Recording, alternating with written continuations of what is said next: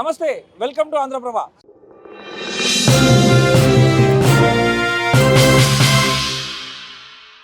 అన్న నమస్తే. ఎందుకు మీరు నిరసన తెలుపుతున్నారు?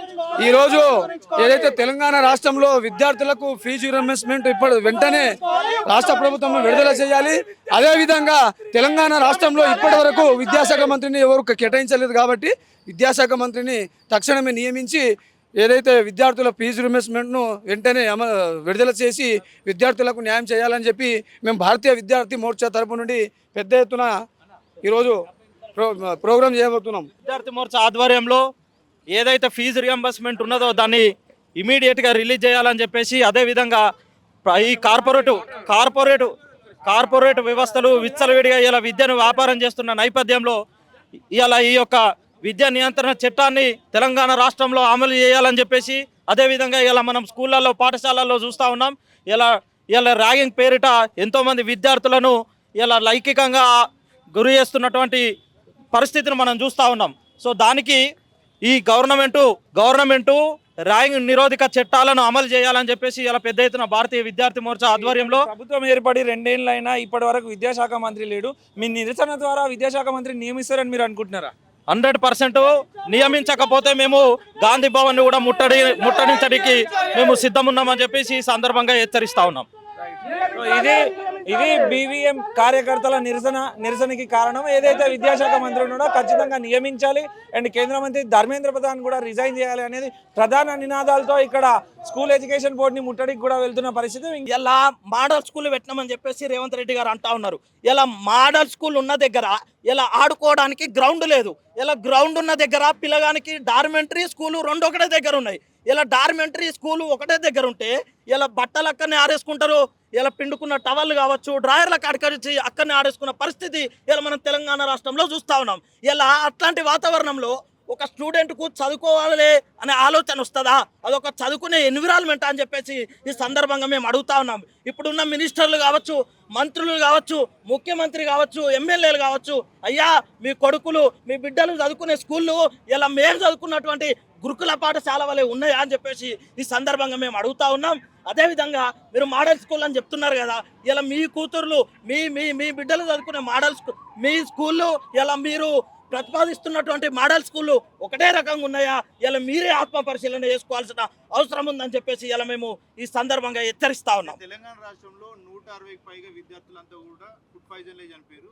రేవంత్ రెడ్డి ఎప్పుడు దాని గురించి స్పందించలేదు. కానీ రాహుల్ గాంధీ అరెస్ట్ చేయడానికి నేపథ్యంలో నిన్న మొత్తం రచ్చరచ్చ చేసినటువంటి సందర్భం కూడా కనబడింది. ఇలా మేము ఈ ప్రభుత్వానికి ఒకటే డిమాండ్ చేస్తా ఉన్నాం. ఇలా నీట్ పేపరు రిలీజ్ అయ్యి దగ్గర 2 లక్షల మంది విద్యార్థుల జీవితం మొత్తం చెలగాట మాడినప్పుడు మీరు ఏ ఒక్కరు కూడా బయటకు వచ్చి దాని మీద స్పందించని పరిస్థితి ఇలా మనం చూసినాం. ఇలా లాఠీ చార్జులు మొన్నటి నుంచి లాఠీ చార్జులు అవుతున్న విద్యార్థుల మీద మీరేమో అప్పుడు బయటకు రాలేరు. ఇలా మీ నేత రాహుల్ గాంధీ అరెస్ట్ అయితే ఏమవుతున్నదా? ఇలా రాహుల్ గాంధీ మాలాంటి విద్యార్థులు ఓట్లేస్తేనే కదా గెలిచింది. ఇలా తెలంగాణలో ఇలా కాంగ్రెస్ ప్రభుత్వం వచ్చింది అని అంటే మేము ఓట్లేస్తేనే కదా మీరు గెలిచిరు.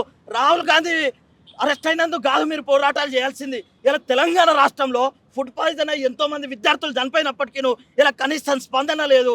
ఇలా ఏ మంత్రి ఏ ఎమ్మెల్యే కూడా పోయాడమ్మా పరామర్శించినటువంటి పరిస్థితి ఇలా తెలంగాణ రాష్ట్రంలో లేదు. ఇట్లాంటి వీటి మీద మీరు స్పందించండి. ఇలా మీరు అంటా ఉన్నారు కదా ఇది ప్రజాపాలన అంటారు. ఇలా ఉద్యోగాల కోసం అడిగినటువంటి నిరుద్యోగులను ఎండ్రిందాగండి బాయిల వైద్యుంకండి అని చెప్పేసి చెప్తా ఉన్నారు. ఖబర్దార్ బిడ్డ, మిమ్మల్ని బొందబెట్టే రోజులు దగ్గరనే ఉన్నాయి. ఇలా విద్య పట్ల మీరు నిర్లక్ష్యం వహిస్తున్నారు. ఇది మంచిది కాదు. విద్యార్థులతో పెట్టుకున్న ఏ ప్రభుత్వం కూడా ఇలా చరిత్రలో నిలిచినట్టు ఆధారాలు లేవు. విద్యార్థులు లేని ఉద్యమం లేదు, విద్యార్థులు లేని పోరాటాలు లేవు, విద్యార్థులు లేని ప్రభుత్వం లేదు. తస్మాత్ జాగ్రత్త.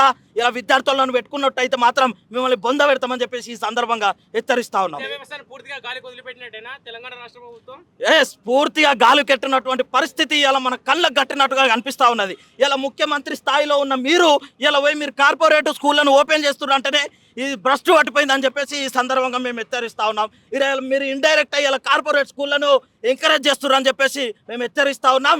అయ్యా అది మీకు మంచిది కాదు. దయచేసి ఇప్పటికైనా గవర్నమెంట్ స్కూల్లో కనీస మౌలిక సదుపాయాలు లేవు.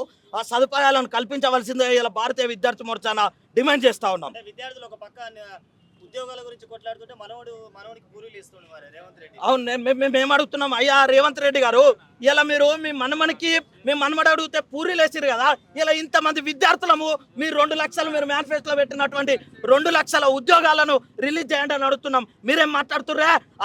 అధికార మదంతోనే మీరు ఏం చెప్తా ఉన్నారో ఇలా మీరు పోయి ఎండ్రిందా చనిపోయినా కానీ మేము పట్టించుకోమని మాట్లాడుతారు. తస్మాత్ జాగ్రత్త, ఇలా మీరు ఎట్లా రోడ్ల మీద తిరుగుతారో చూస్తాం.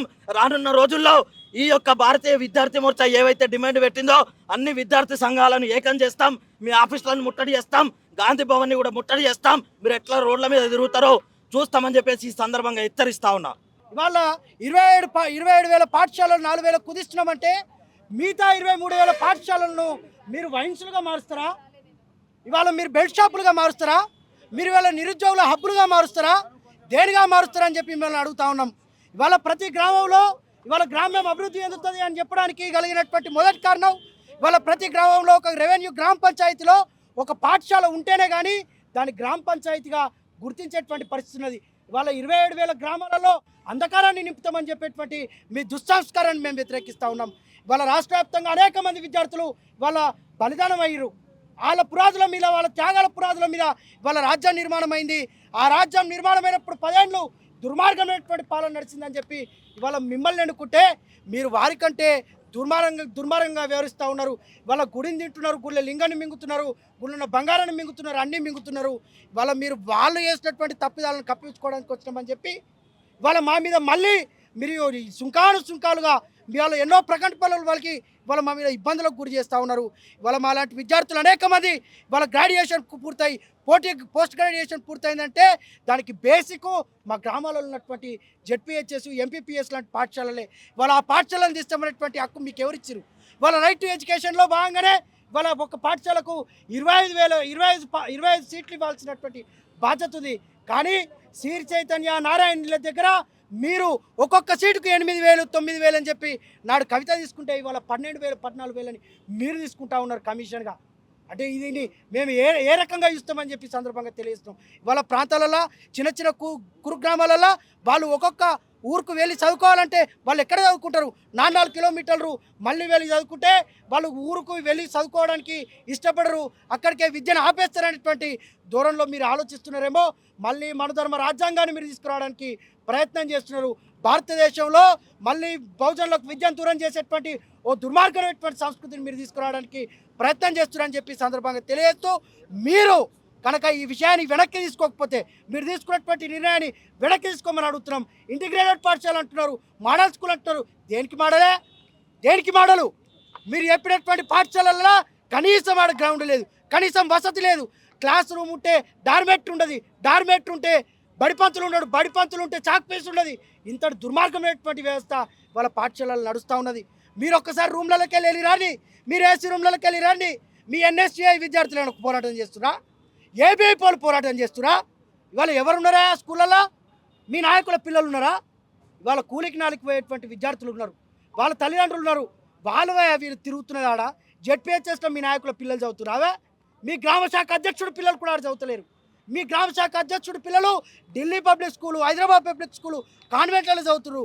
మీరు మాట్లాడుతున్నావా? ఇవాళ ఊళ్ళల్లో అత్యంత దారుణమైనటువంటి పరిస్థితి. ఊళ్ళకు ఒకసారి తరలివెళ్ళండి, వాళ్ళ ఊళ్ళలో జరుగుతున్నటువంటి విషయాలను పట్ల కూడా మీరు దృష్టి సారించాలి.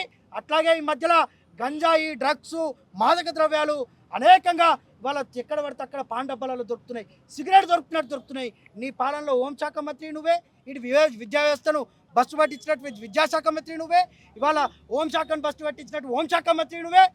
ఎన్ని శాఖలు ఉంచుకుంటాయా?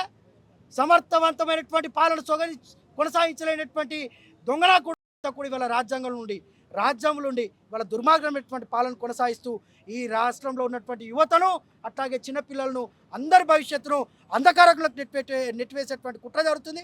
దీనికి భారతీయ విద్యార్థి మోర్చా దేశవ్యాప్తంగా ఇవాళ ఇప్పటివరకు ఈవీఎంల మీద కొట్లాడినాం, వ్యవస్థ మీద కొట్లాడుతున్నాం, వ్యవస్థ మీద కొట్లాడుతున్నాం.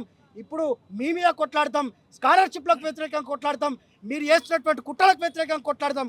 కాబట్టి ఇప్పటికైనా మీరు తీసుకొచ్చినటువంటి నిర్ణయాలన్నింటినీ వెనక్కి తీసుకోవాలని చెప్పి ఈ సందర్భంగా విజ్ఞప్తి చేస్తున్నాం. లేని పక్షాన బీవీఎం రాష్ట్ర వ్యాప్తంగా మీ అందరినీ, మీ ఎమ్మెల్యేల ఇళ్లను, మీ ఎంపీల ఇళ్లను, మీ గ్రామ శాఖ అధ్యక్షుల ఇళ్లను కూడా ముట్టడిస్తామని చెప్పి, కదలనీయమని చెప్పి తెలియజేస్తూ సెలవు తీసుకుంటున్నాం. ఎక్కడికక్కడ కట్టడి చేసే ప్రయత్నం అండ్ పోలీసులు కూడా వాళ్ళని తీసుకెళ్లి పోలీస్ వ్యాన్లో ఎక్కిస్తున్న పరిస్థితి కూడా మనం చూడవచ్చు. సో వాళ్ళు విద్యా వ్యవస్థను పటిష్టం చేయాలి. ఎవరైతే విద్యాశాఖ మంత్రి ఉన్నారో ఖచ్చితంగా విద్యాశాఖ మంత్రి నియమించాలి అండ్ విద్యను కూడా పేదలకు బడుగు బలహీన వర్గాలకు అందుబాటులో ఉండేలాగా చూడాలి అని చెప్పేసి కూడా వాళ్ళ ఆవేదన వ్యక్తం చేస్తున్న పరిస్థితి. ఏదేమైనా విద్యార్థి నాయకులు ఎంతమంది రోడ్డు మీదకి వచ్చి నిరసనలు వ్యక్తం చేసినా ప్రభుత్వం ఇప్పటి వరకు కూడా చెల్లించకపోవడం చర్చనీయాంశంగా మారింది. ఖచ్చితంగా విద్యాశాఖ మంత్రి నియమించాలి అని కూడా మాట్లాడుతున్న పరిస్థితిని కూడా మనం చూస్తున్నాం.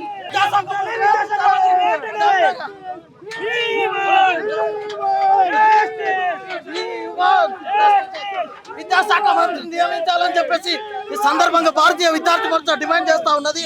అదే విధంగా ఏదైతే ఫీజు నియంత్రణ చట్టం ఉన్నదో ఇవాళ దాన్ని అమలు చేయాలని చెప్పేసి ఈ సందర్భంగా మేము ప్రభుత్వాన్ని హెచ్చరిస్తా ఉన్నాం. విద్యాశాఖ మంత్రి లేకపోవడం అనేది ఇలా చాలా సిగ్గుమల్ల చర్యగా మేము భావిస్తా ఉన్నాం. ఇలా తెలంగాణ ఏర్పడ్డ ఇలా ఏవైతే